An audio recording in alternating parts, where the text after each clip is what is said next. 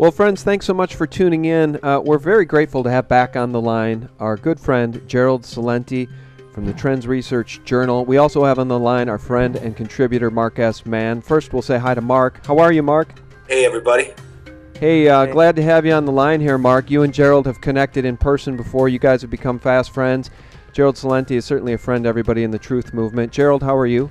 I'm very well. Thanks for having me back. Good to be with you and Mark. We're privileged to have you back, Gerald. I want to thank Zeke for setting up this call as well.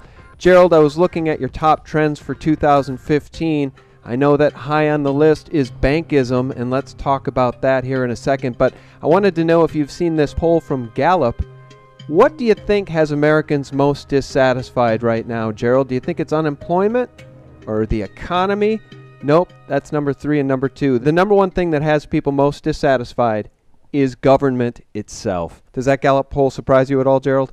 No, it's been going on a long time. I mean, we're looking at the inepts and the incompetents, the Republicans and the Democrats, or as I would prefer to call them, the Bloods and the Crips, the murderers and thieves. They murder millions of people in the name of bringing freedom and democracy to a country near you, and steal our money in the names of too big to fail bailouts, loan guarantees, special tax breaks, and other dirty deals. And the people know it, because you look at the economy and look how people are suffering, barely making ends meet, not making ends meet, still losing their homes, losing their jobs. And when they do find a job, it's a lousy one. And who do they blame? They blame the government. And rightfully so, but also the people better start blaming themselves as well, because they're tolerating it and they keep voting the criminals into office. Yeah, there's a revolving door of criminals in office. It seems really hard to get rid of them. I know that Mark had read something very entertaining that sort of piggybacks on this Gallup poll. Mark, what was that you were reading?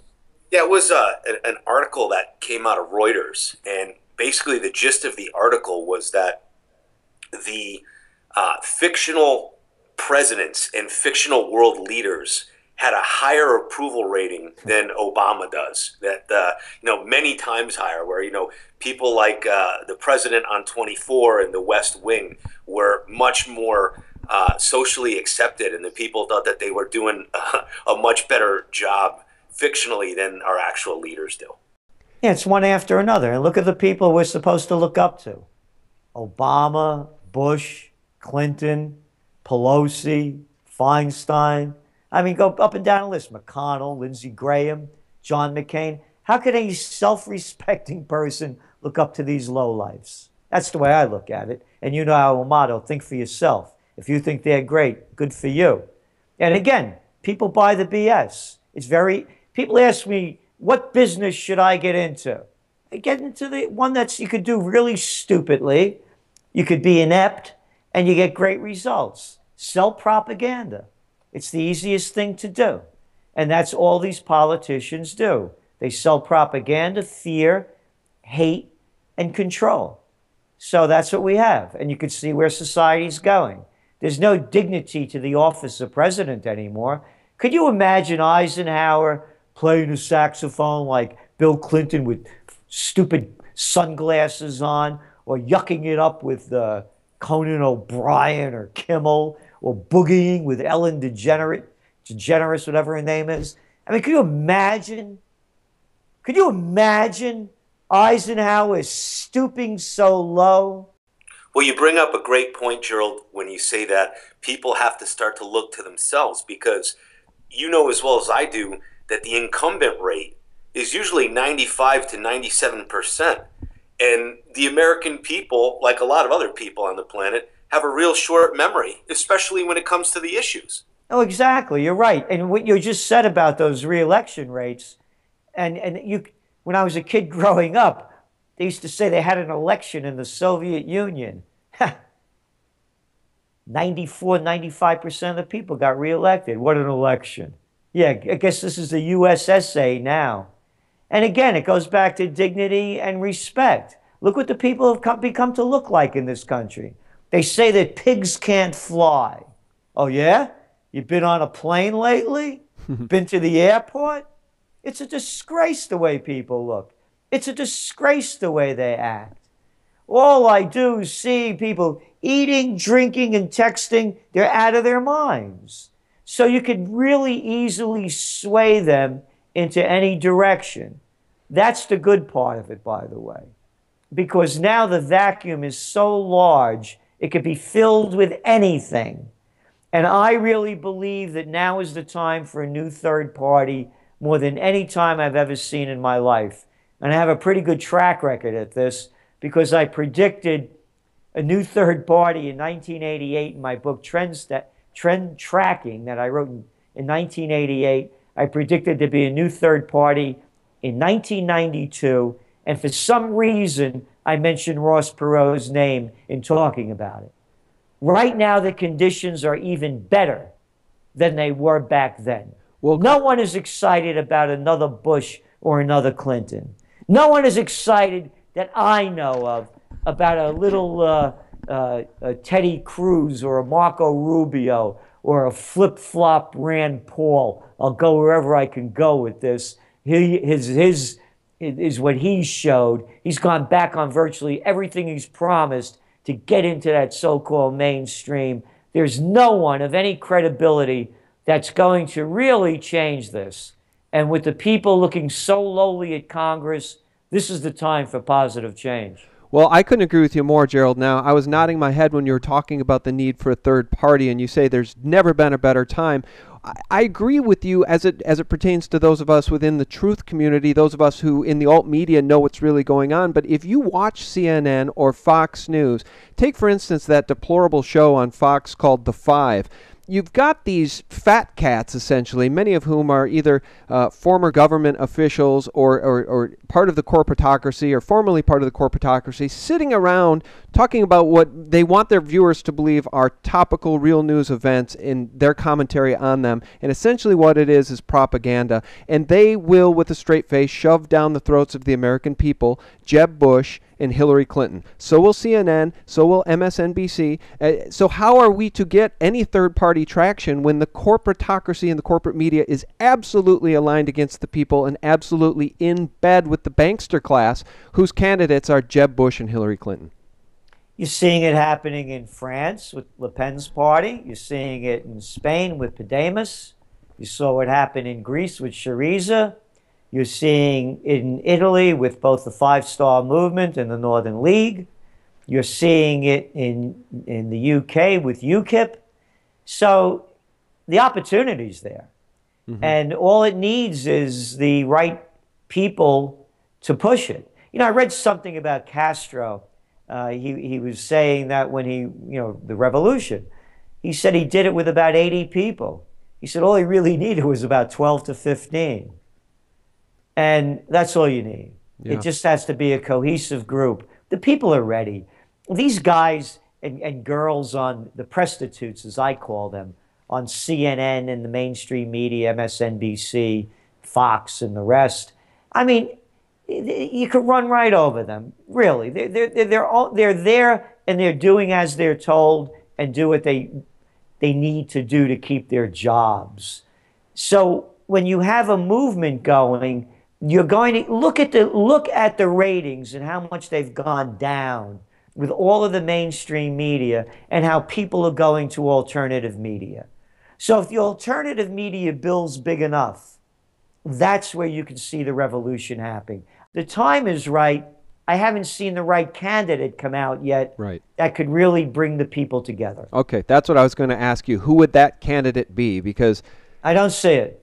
Yeah, and that's a big problem. And you noted in your latest Trends research release that I was reading earlier today, central bank protests in Frankfurt. The people were protesting the new $1.4 billion central bank building opening, but Gerald, they weren't really protesting a building, were they? They're protesting a concept, and it's a concept we don't see people protesting here in this country. Well, as I say, my blood is Italian, but my heart's American. And, so with my blood being Italian, we like to maintain our identity. Italians don't want to become part of Brussels. And France, you think they want to be part of Brussels or the Germans or any nationality that builds itself from its heritage and its ancestry and its culture? Do you think they want to be amalgamated into one? And that's what this protest is really about. It's the becoming of the one. You know, I wrote about the Eurozone and the Euro group, the people that would join the Euro, when it was in development. And I wrote about how and why it was going to happen and how and why it would hurt. People forget that the euro currency came about as a fear tactic, because the people that were old enough in those days, back in the early 90s, that really pushed this through were children or young adults primarily during World War II. And they lived through that massive destruction and the murder by the millions and the tens of millions. And they were sold the lie that by having a common currency, there would be a high unlikelihood of a future European war. That's how they sold it. And now we're seeing it's not working at all. It was a big lie. It was to rob the people of their freedom and their sovereignty, because it's the golden rule. If you're not ruling your gold, the one that has the gold rules, and Brussels has the gold. So that's why you're seeing these protests, and they're real. And America doesn't have it, because I really believe that this country's gone so low in hanging on to what made it great. The past is over. Young people have no point of reference, where in Europe they still do. And I say that because a young person, for example, how do they know when they used to have mom and pop shops? They don't have a clue. All they grew up with was drugstores. No, they got CVS, they got Walgreens and Rite Aid. They no longer have the neighborhood drugstore. They don't have the dress shop or the haberdasher. They have Targets, they have Kohl's, they have Walmarts. They have no points of reference that brought individuality and growth to the human spirit. There used to be hardware stores. Well, now they have Lowe's and they have Home Depot. What happened to the little hardware stores that dotted everywhere? Well, they went the same place as the stationery stores. Then now you have Staples and Office Depot, and now they're going to merge. So you asked me why it's not happening here. And I'm saying it's not happening here because there's been a death of the human spirit in America, the death of the American spirit. We become a nation that's become militarized from, as Dr. Paul Craig Roberts wrote now at TrendsJournal several issues ago, Cops Gone Wild, to the continuation of United States military intervention around the globe. So we've lost our spirit of the founding fathers and what this nation was built upon. And I know the negatives, believe me, but there were positives, and it was the land of opportunity. That land of opportunity is gone. Now it's become Slavelandia. Get a job. We're going to pay you $9 an hour, and if you're a good boy or girl, next year you'll make 10. Yeah, I couldn't agree with you more. Gerald, piggybacking on what you have just said there, we've lost our spirit. America has lost its way. Where we used to have a history of honest money, it's been replaced by the central banking fiat schemes. Where we used to have so many good things that the founders gave us, we now have Minuteman III intercontinental ballistic missiles. We have the test we saw where the Air Force is flexing its offensive muscle and literally say that they did it so the world could see how quickly and accurately we could strike anywhere on the planet. I feel like that is a reaction to the world moving away from the dollar. We see the Asian Infrastructure Investment Bank, where France, Germany, and Italy have joined the UK in agreeing to join AIIB. Am I overstating the fact here that I feel like America has nothing left but nuclear missiles to threaten the rest of the world with? And specifically, what is your take on the future of the dollar? Well, you know, it's the madmen are in charge. You know, they got this guy that's the commander of NATO. You can't make this one up.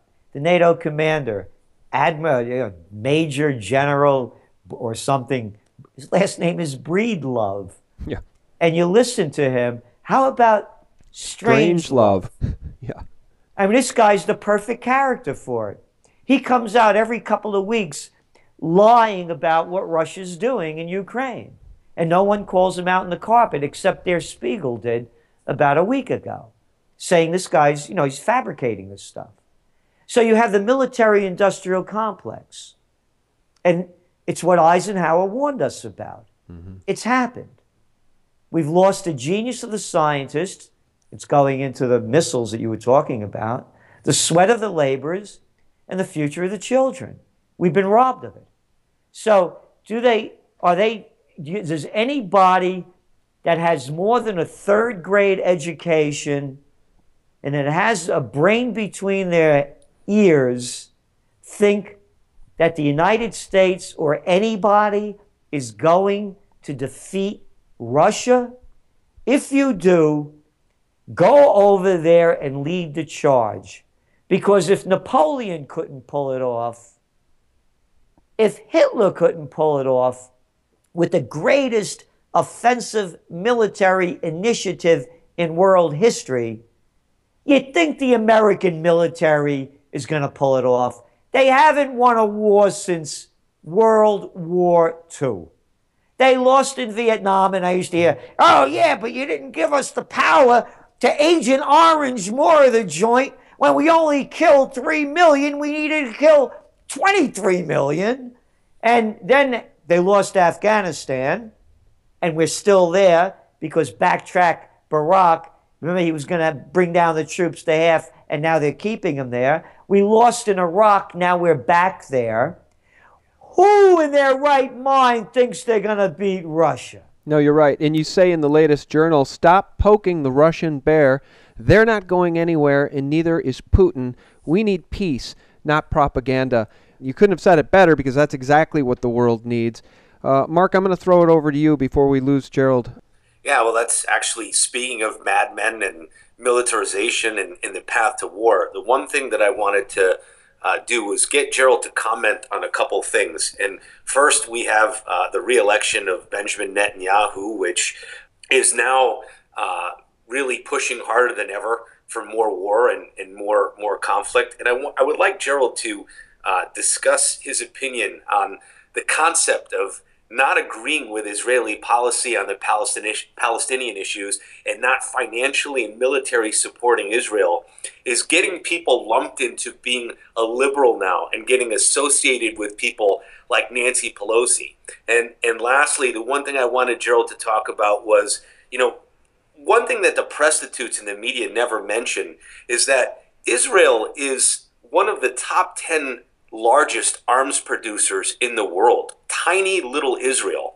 So the United States military is constantly supplying Israel with everything from small arms to smart munitions and ordnance. And how is it that the United States could be part of the peace process when, one of the chief negotiators, it's like saying my drug dealer or my bartender is going to help me get over my alcohol problem, right? And, can we talk about why does the United States have to give $6 billion of military aid to Israel when they're one of the top 10 largest arms producers in the world? What the hell do they need our help for? Yeah, great question. Well, first of all, I'm against giving money to Israel as I'm against giving it to any other country. This country's rotting in front of us. The infrastructure stinks. The country's going downhill. I don't want my money going to Israel, to Italy, to Ireland. I don't want it going anywhere. And when you talk about Israel, the people try to attack you with this cheap BS line of anti-Semitism. Let's get this straight. Israel's a country. It's not a religion. Just as I criticize what's going on in America doesn't make me anti-American. If I was old enough when what was going on in Europe in World War II, and I was opposed to Hitler, that wouldn't make me anti-German or Mussolini anti-Italian. So save it for somebody else. And number two on that number, when you look at the people, the colonizers of Israel, they're Ashkenazi Jews. They didn't convert to Judaism until the end of the first century, around 800, 900 AD. So stop with this anti-Semitism. Ben-Gurion, Golda Meir, Netanyahu, Omer, Sharon. Go up and down the list. I think with the exception of Begin, he was Polish. They're not Semites. So you can't be an anti-Semite if you call Netanyahu a mass murderer. If you want to call me an anti-Ashkenazi, then you got a case, maybe. But let's call a spade and a mass murderer a mass murderer. They killed over 2,000 Palestinians in September and August of last year, under the belief that Hamas killed 3 teenagers. Oh, I got it. 3 teenagers were killed by Hamas. Let's say it was true. Where were they killed? Well, in the occupied West Bank. What do you mean occupied? What are you doing over there? Oh, we stole the land. We're colonizers. And they killed 3 of you guys? And because we killed them in the West Bank, we're going to destroy Gaza. Hey, Gaza's not the West Bank. But that's all right. We're going to level some 90,000 homes. We're going to kill mostly civilians. And no one's going to say anything about it. It's mass murder. It's genocide. And I'm tired of the settler story. Let's call it stealing land. You know, Le Pen over there in France just had an election, and they call her, anti-Muslim. And she got 25% of the vote. They expected her to get 30. I said to myself, she should have used Netanyahu's campaign manager. Just as the election was ready to roll, the day of the election, she should have came out and said, pull it from Netanyahu. The Muslims are going to the polls in droves. The National Front is in danger of losing. Go to the polls. What outrage there would have been. But Netanyahu could say this about the Arabs. Not even a peep. Israel is an apartheid state. The proof is there for everyone to see. Save your fairy tales for somebody else. I know. God was a real estate agent, and the Bible was a land deed. And the whole world began, I think it was around 3000 BC. Stop with this. It's murder, it's colonization. It's no different than when the Catholics went into another country or the other colonizers with their fairy tale of why they were going to overthrow a people, run and ruin them because they had their own trip. So enough of this. And what we're looking to, if people were going to ask me, what's the flashpoint, and going back to your question about nuclear war and what could happen, I believe Israel is the one to watch with the finger on the trigger. How many times does Netanyahu got to get out there warning us? Remember when he came out with that cartoon bomb at the UN? Mm-hmm. Yep. This to me, because they also have, what wasn't mentioned, how many nuclear arms they have. Probably and they're calling it, an estimated 400. And they have not signed the nuclear non-proliferation agreement. Gerald, they don't sign any treaties. I could tell you one thing about the Israelis.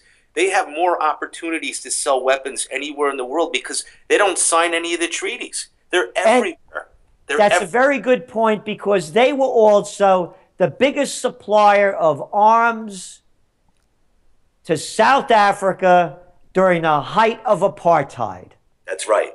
That's right. So and Gerald, maybe it's in that Ashkenazi blood. They like that apartheid trip. I've had enough of this. Yeah, the rules don't apply. And I also have to say, I was outraged at the traitors of the United States bringing this guy into our house in Washington, the people's house, to sell his propaganda, Netanyahu. Yeah. Every one of those congressmen and senators are traitors to this country and the principles of the founding fathers. Well, I was going to ask you about that specifically, Gerald, because I wanted your opinion on Obama. Is it just theater that Obama does not seem to be playing ball with Netanyahu and in fact has sort of an animus against Netanyahu? Because the Congress, you're right, bends over backwards to Israel. Is it theater that Obama isn't? He's playing hardball with Netanyahu. What hardball? They keep stealing land, we keep giving them money, and they do anything that they want. What peace process? You look at the size of what Israel was in 1948, and look how big it is now. Look at what they've done to the Palestinian people. Oh, Obama is just nothing, man. He didn't come out against the racial slur. It wasn't big news. Could you imagine? Hey, I'll tell you, man, them Arabs, if their skin was a couple of shades darker, then it would have been an issue, maybe. Hey, but they were going to the polls in buses. Hey, they have to ride in the back of the bus? Come on. This thing should have been blown headlines. As I said, could you imagine if Le Pen said, the Muslims and the Jews are going to the polls in France and our national front is in danger of losing and they're being bussed there by the UMP party? Oh, Maron, would you have heard that's another thing. Talking about anti-Semitism, this guy Weinstein or whatever he is from Hollywood, he came out yesterday or 2 days ago and said that we have to form a mafia against anti-Semitism to his buddies in Hollywood. A mafia? Why don't you call your own clan? But no, you got to put the Italian label on it. Mafia? What's Hollywood? Weinstein. Yeah, you can't criticize Israel at all in certain parts of. No, I'm saying no. They're outlawing it in certain parts of Europe. You literally will no longer have free speech against this precious state. They outlawed it in France, and it was the hypocrisy with the Charlie Hebdo thing. When people came out and did anti-Semite things, they were banned or even had a flavor of it. But you could go after the Muslims. The last thing I want to say about the Palestinian thing is that, every time, if you're a Palestinian, every time you look up and you see your people getting stabbed, bombed, shot, whatever, it's always usually from an American product. And I think that at the end of the day, what Americans need to realize is that type of foreign policy probably has a lot more to do with why we have, quote, terrorism instead of people believing that, they hate us for our freedom, as Gerald likes to talk about. So, of course. Yeah, it's the same thing with ISIS and all of this. How many people have Americans killed in Iraq? An estimated 1 million. In Afghanistan. Destroyed everything that they have. Put in governments that are puppet governments that throw these people in jail and torture them. You think if we were them, we'd want to kill the people that did it to us too? That destroyed our country, our families, and our future. I mean, it's just going on and on and on. I've had enough. Again, I honor thy founding fathers. No foreign entanglements. Stay home. Rebuild America. I'm not an isolationist. I just don't want to get in anybody else's fight. It's not mine. I'll protect America. What are we doing in these countries? You can't fix Detroit. And they're going to fix a problem over there in a foreign country. And now Yemen. It's just going to continue. And again, my greatest fear is through Israel with their finger on the nuclear trigger and someone like as nutty as Netanyahu being in charge. He's proven himself with his statements. By their deeds you shall know them. There will be no Palestinian state, and the Arabs are going to the polls in droves. Well, you sound pretty extreme there, Mr. Celente. It's the same reason the Mockingbirds told us Ron Paul couldn't be elected, because he wanted to bring the troops home and he wanted to end these wars, and he was called an unelectable extremist. If ever there was a chance for an honorable president in the White House, it's my belief it was Ron Paul, and we all know what they did to him. It just breaks my heart. The other thing that breaks my heart is the most uncovered story. You talk about it in the Trends Journal. In 1960, only 5% of the children born were born into families without fathers, to unmarried mothers. Gerald, tell people what an epidemic that situation has become now today. It's over 40%. 40% of the children are being born to unmarried mothers.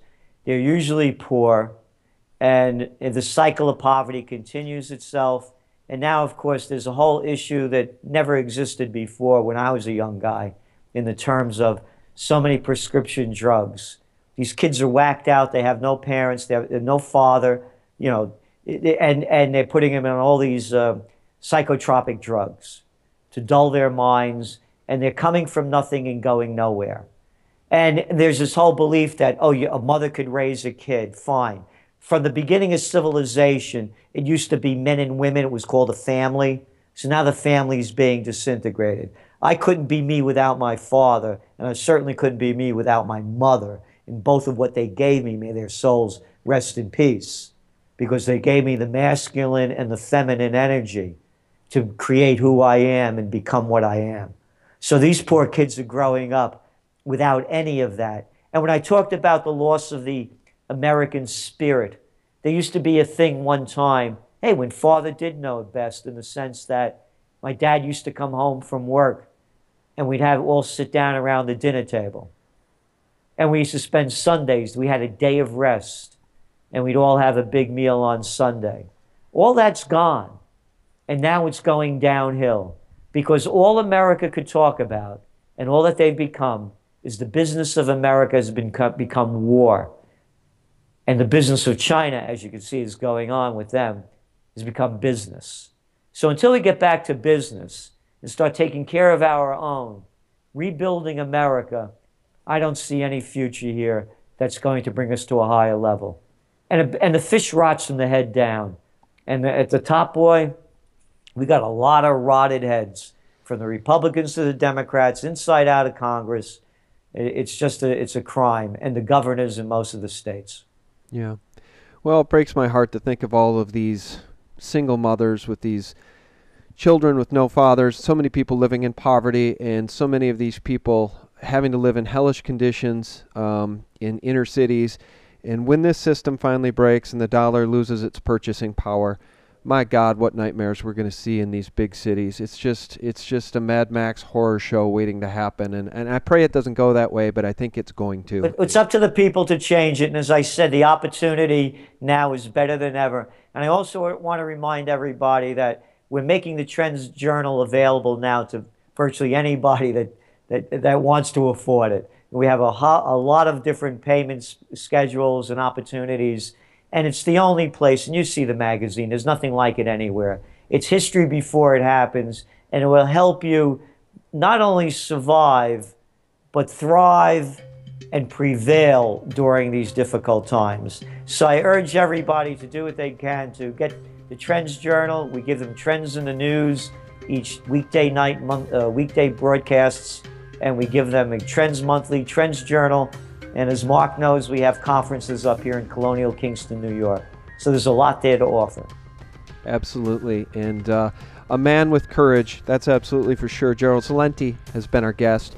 You know he's got courage. If that's not clear to you, just re-listen to the interview. Our guest has been Gerald Celente and Mark Mann. Mark, thanks for joining us as well. Thank you, and thank you, Gerald. Gerald, thanks, man. Thank you, guys.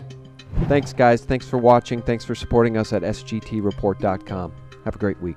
Thanks a lot, man. All the best. All right. Thanks, Gerald. Yeah. Take care. Thank you, Zeke. Take care, Mark. Good luck to you. Yeah, thanks. We'll be in touch. Bye.